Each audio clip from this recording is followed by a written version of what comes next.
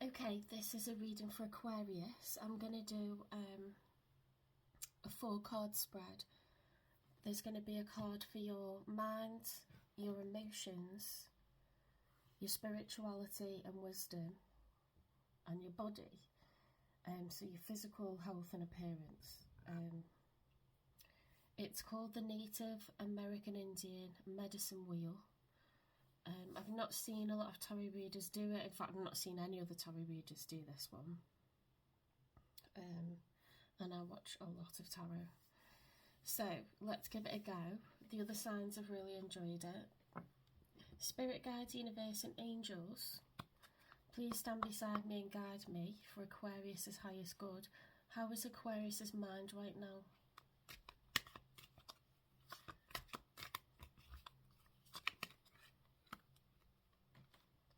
The 7 of Swords with the Wheel of Fortune. So the 7 of Swords is a card of, it's having secrets, it's being sneaky, it's going about things in not necessarily the right way. Yeah, it's sly, sneaky energy. With the Wheel of Fortune, the Wheel of Fortune is about learning to take life with the rough and the smooth. It's about accepting lessons, good ones and bad ones, challenges, okay? There's an argument in philosophy that good can't exist without evil, okay? Light can't exist without dark. If something was light but there wasn't darkness at times, then we wouldn't understand what light is, we wouldn't recognise it. It's the same with darkness, okay? We wouldn't recognise what that is if there wasn't lighter periods, happier periods. So in life there's going to be challenges and there's going to be dark things that happen, but there is glorious moments, glorious things that happen, phases where, you know, we have peace for several weeks, and, you know, or a day where everything just seems to go better than what we expected. So there's light and dark, there's good and bad, you know, there's awful things happening in the world, but there are wonderful people everywhere as well. So it's accepting the rough with the smooth and the journey. Accept the journey, okay? Because the Wheel of Fortune is about good luck and bad luck. And when you've had a tough time, after that comes the light, okay? Your Wheel of Fortune, your fate changes, and you have a period of prosperity, of happiness, of peace, of success, of good health. So if you've been having a challenging time, Aquarius, that means the wheel's going to turn and you're going to have good luck from now, okay? So I hope that helps.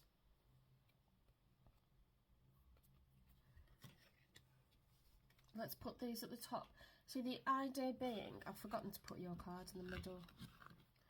You are the star, so let's... And the star actually is the card of healing. So the Fool in his journey, the story of the major arcanas is that the Fool in his journey, he experiences grief and sorrow through death, and then he experiences healing, recovery, okay? And this is, interestingly, that's the card that signifies Aquarius. So it's wish fulfillment, but it's also, you see the cups are being poured, the water's being brought back together, balance is being restored. There's a lot of healing happening there.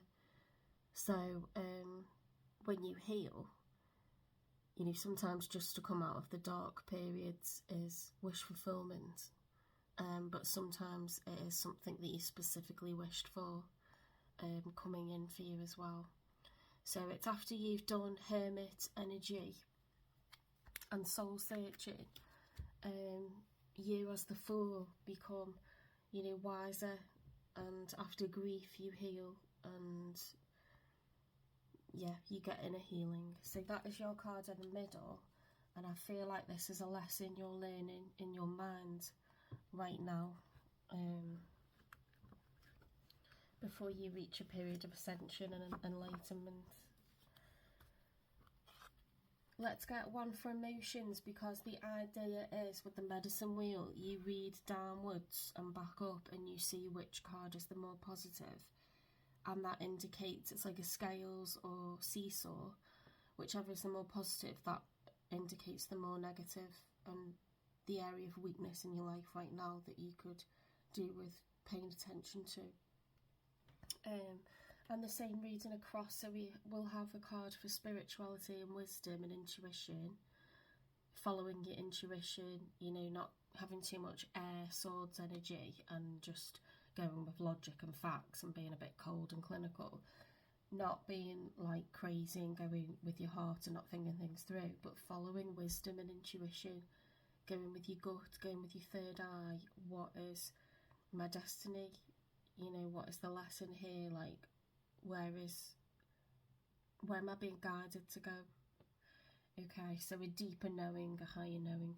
And then body, so between the two we'll see which area needs working on, because out of the cards running your eyes from one side to the other and back again, which card is the more positive, because the other side we need to work on. Okay, it's like a seesaw. So let's get one for emotions. How are your emotions right now? Right, so we've got the Eight of Cups, which is leaving, it's absolutely separating from a situation. Could be an environment that you're in, a group of people, a workplace, a home. You could be separating from an old version of yourself. Something is not making you happy anymore and you need to separate from it and start a new phase somewhere else. Okay, so your emotions, I'd say, are really heavy at the moment. You see he's leaving, he's all in black and he's leaving under the cover of darkness.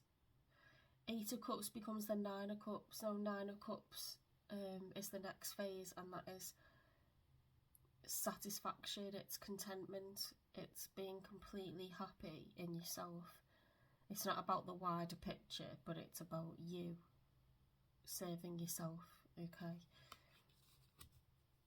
so I would say you've had quite heavy emotions, and perhaps your mind is, you know, you've struggled with your mind and it's going to become better.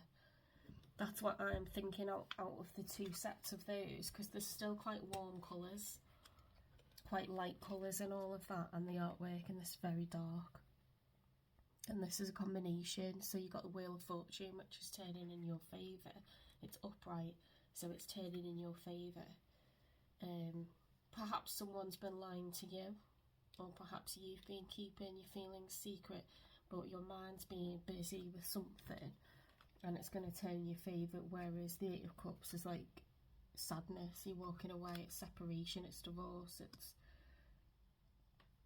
it's removing yourself completely from a situation because it's not serving you anymore. Okay, so I'd say emotions are heavy. Let's have a look at spirituality, wisdom, intuition, higher knowing, trust, faith, destiny, karma. We've got the Six of Cups, which is a soulmate energy. It's knowing someone from the past. The feelings are very established. There's Six Cups, which is six is the number of balance, harmony, alignment, and all of the cups are filled with flowers. It's established feelings. It's someone that you've known from the past, either in a past life or in this one. You know, so an ex or someone who you're meant to have a lesson with, you're supposed to have in the 3D a real, you know, actuate a real connection with somebody. If you haven't yet, you feel like you've always known them because you've known them in a previous life. The devil's obsession, it's being bound to someone. It's like relentlessly thinking about someone, obsession, infatuation. Can be a lot of sexual passion. It can be addiction. I think you feel bound to this person and they feel equally bound to you. This is what's in your intuition, in your higher knowing, in the 5D. You're getting the vibrations. I think you're close to spirit right now. So I'm expecting your body to not be in a good way. Some kind of ailments, injuries, you know, suffering of some kind with your body. Or lack of self-esteem with your appearance. Let's have a look at body. Because I don't make my decisions until I've got all the cards in front of me. Okay, so we've got the moon. The moon, so the fool goes on a journey and he's fearful of what's ahead.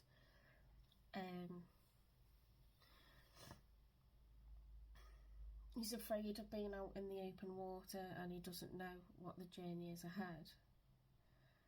But he learns through that to accept fear, accept fate, accept being uncomfortable with not knowing.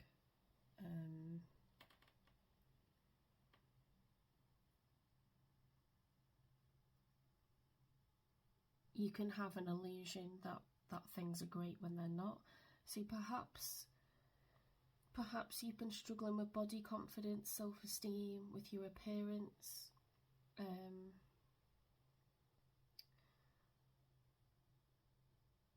Often when you're struggling with emotions, this affects your body. You know, things come out or expressed in your body when you're struggling with emotions. Okay, lack of sleep, anxiety, fear, stress, worry.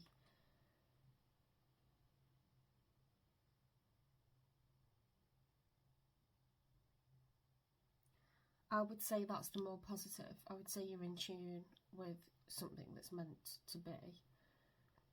I would say that your mind's been very, very busy, but it's going to go into a period of recovery over maybe some lies, deceit that you've carried out or somebody else has carried out, or it's been equal, but it's like the wheel's going to change in your favour.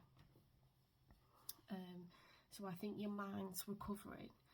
I think your emotions are heavy, so you've decided to leave a situation or multiple situations. Could be 8 different people, you know. I think you're in tune with where you're meant to be going, and I think the worry and the fear of that has caused a lot of problems with your body. Or you know, with your self-esteem, your self-image, how you feel about how you look, or both. You'll know if this resonates for you. Does it make sense? So it's a seesaw, so you run your eye from top to bottom and you decide which of the mind and the emotions is more positive and more negative. And that points to which area that you need to work on. And the same with, it could, for example, for you, you might think, well, I actually was upset and now I'm not because I've separated myself from that situation. My emotions are recovering, and actually, you know, it's my mind that's plagued. So you decide which that means for you, and then this way, you know, maybe you feel like you can't follow your intuition because the devil's, you know, there's some kind of toxic connection or something karmic that you can't shift or shake, or you've been, you know, chasing something for physical reasons and, you know, you've not been following your intuition. You might feel that your body's doing really well, but to me this is a card of fear and illusion, and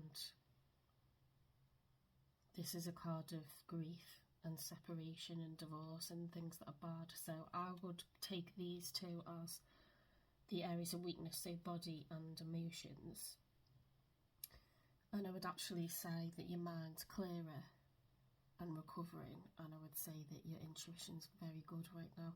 That's how I'm reading it. Let me know if this resonates. Give it a like, give it a heart, follow me, subscribe. look back at scroll back to my other readings, I do angel numbers, crystals, I get spirit to help you with what chakra you could work on right now. I do a weekly love reading. If you have Taurus placements, because as well as your sun sign, you've got a moon sign which you can calculate by just Google searching your birthday. You can find out your moon sign, because that's your sun is how you present, your general character, you know, how people view you, your feelings and your emotions, and what you believe in. Everything internal is dictated by your moon sign. Okay, so it's important to look that up and learn about yourself through that. Things will start to make more sense. Okay, if there's stuff where you're like, well, I don't really fit that part of like Aries, or I don't really fit that part of like Aquarius, when you look at your moon sign, you're like, oh wow, yeah, that makes sense now, you know, like, because it's a big part of who you are. I don't understand more beyond that. Other tarot readers do, other astrologers do, but you've got your rising, people talk about North Node, South Node. I don't understand at all, but you can get a free birth chart. If you know what hour you were born, you can actually get all your placements, because everybody has part of all of the zodiac signs within them. It's just different amounts. Okay, so that's what determines like how you think, how you behave, your growth, the lessons that you need to learn as a collective. Yeah, consider reposting this, supporting me on YouTube as well as on TikTok if you're watching this on TikTok. Not everybody is a TikToker, and I understand that. And YouTube is actually where I discovered tarot. I found it to be a really fantastic, very large community, very supportive community, and there are some brilliant readers that I follow on YouTube, so I want to stay loyal to YouTube. For some reason, it's being slower to take off compared with TikTok, so consider supporting me on both. Recommend me to people through YouTube if you know that they don't like to download the TikTok app. Also, like, I love watching tarot from my phone. Like, I watch it in the car on the way home after work. That's my me time. Like, some people will listen to music, I listen to tarot, and it's a way of multitasking and stuff. But if you're at home, you don't want to sit with your phone, you know, and have it constantly like timing out or turning off. If you like to study as well as pictures on the cards, or you struggle with the eyesight, it can be nice to watch YouTube videos from your TV, because this picture's a lot larger for you, and the TV, you know, runs freely while you're doing whatever, the ironing or whatever at home. So that's the benefits of YouTube, I think, but both allow you to keep the readings and share them and come back to them. So if you found this useful, if you liked it, communicate that with me. If you've got any tips for me about how to push my YouTube channel, that would be greatly appreciated. I think it's something to do with how I'm not tagging the videos, but I don't know how to tag them. I know where the tagging button is, but it won't let me tag them, so I'm working with keywords in the description and the title. And I'm just hoping that there's some kind of uptake. I've only been doing it for a few weeks, so it's early days, but let's see. Alright, thank you, Aquarius, and I will see you in the next one.